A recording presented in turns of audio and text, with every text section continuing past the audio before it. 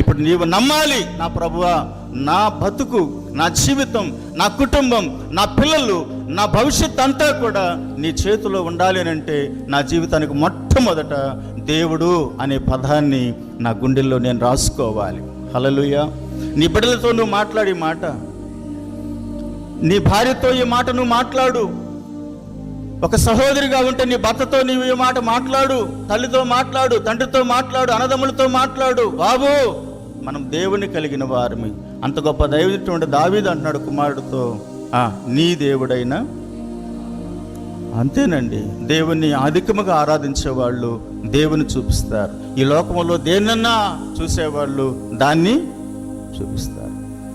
దావీదు అంతగా ఎదగడానికి, దావీదు అంతగా చక్రవర్తిగా పేరు తెచ్చుకోవడానికి ఒకటి దేవుణ్ణి వదలకుండా పట్టుకున్నాడు. ఇప్పుడు అదే దేవుణ్ణి ఎవరికి చూపిస్తున్నాడు? తన కుమారుడైన సొలొమోనుకు చూపిస్తున్నాడు. మన బిడ్డలకి, మన కుటుంబానికి మనం ఎవరిని చూపించాలి చెప్పండి? చూపిస్తున్నారా?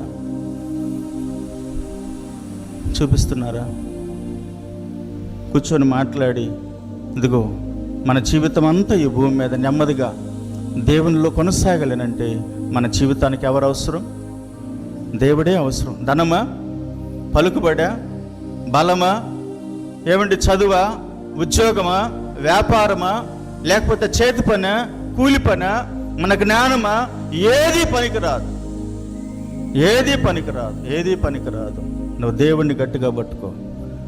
దేవుణ్ణి మన జీవితానికి చెప్పాలంటే ఒక కేంద్ర బిందువుగా, దేవునికి తగిన వారంగా, దేవునికి అనుకూలమైన వారంగా. అందుకే నేను లేఖనాన్ని చదువుతున్నప్పుడు సొలొమోనుతో ఆయన మాట్లాడుతూ ఉన్నాడనంటే, సొలొమోను జీవితం మీద దేవునికి దావీదుకున్న హృదయ అభిలాష ఎంత, ఆ భవిష్యత్తు ఎంత. ఈరోజు ఇక్కడ చేరిన వారందరూ సొలొమోను అయితే, ఇక్కడున్నటువంటి ఆధ్యాత్మికమైనటువంటి కాపరికి ఒక గుండెల్లో ఒక మంట ఉంటుంది.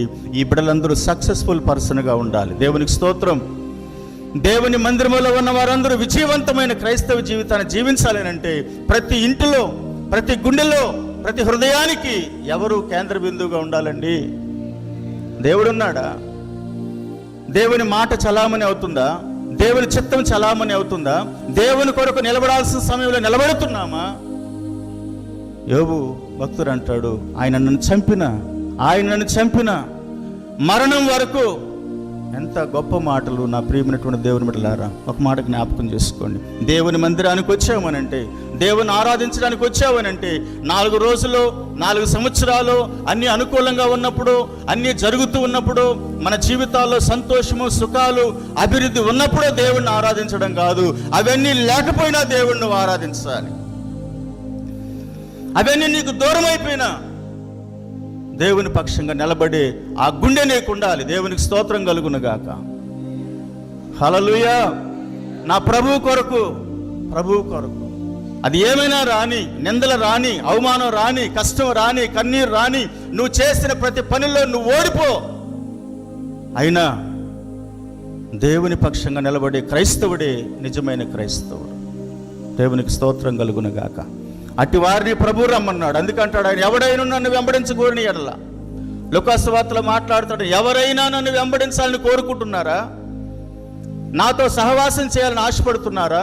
నేను ముందు వెళుతుంటే నా వెనక రావాలని కోరుకుంటూ ఉన్నారా? అలాగైతే ఆ మాట చెప్పే ముందు ఒక మాట అంటాడు, మనుషులందరి చేత విసర్జించబడాల్సి వస్తుంది, కొట్టబడాల్సి వస్తుంది, చంపబడాల్సి వస్తుంది. అయితే 3వ దినాన నేను లేస్తాను. ఒకవేళ ఇవన్నీ మీరు ఓకే అయితే, వీటి విషయంలో మీ మనసు అంగీకరిస్తే, ఇప్పుడు సిలువెత్తుకొని నా దగ్గరకు రండి, నన్ను వెంబడించండి. ప్రభు పరిచర్యలో, దేవుని సేవలో ఉన్నటువంటి దైవజనులు అన్నీ ఏమండి, నల్లేరుపై బండిలాగా సుఖవంతమైనటువంటి జీవితంతో ఈ స్థాయిలోకి రాలేదు. ప్రారంభపు దినాల్లో నుంచే వారితో వెన్నంటి నడిచిన వాడిగా సాక్ష్యం చెప్తున్నాను. దేవునికి స్తోత్రం కలుగునుగాక. ఆ మొదటి దినాల్లో ఆ పరిస్థితులన్నిటిలో ఆ అడుగులు గమనించిన వాడిగా సాక్ష్యం చెప్తున్నాను. ఈరోజు మీకు కనిపిస్తున్న దాని వెనక ఎంతో ప్రయాస, ఎంతో ప్రార్థన, ఎంతో కన్నీరు, ఎంతో వేదన, ఎంతో శ్రమ, ఎంతో బలము, ఎంతో ఆయుష్, ఎంతో ఆరోగ్యం పెట్టుబడిగా పెడితే ఈరోజు ఈ పరిచర్య ఎడదాకా వచ్చు. ఇప్పుడు మనం జ్ఞాపకం చేసుకోవాలి, ఈ స్టాండర్డ్స్ కలిగిన అనుభవాలలో నేను, నా కుటుంబం స్థిరంగా నిలబడాలి. హల్లెలూయా.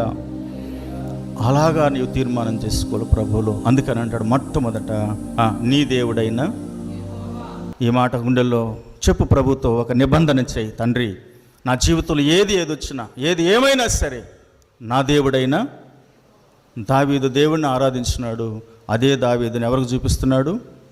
సొలొమోనుకి చూపిస్తున్నాడు. ఇప్పుడు సేవకుడు నీకు చూపించేది ఎవరిని చూపిస్తున్నారు? దేవుని చూపిస్తున్నారు. ఏమంటే దేవుని చూపిస్తున్నారు. దావీదుని అక్కడ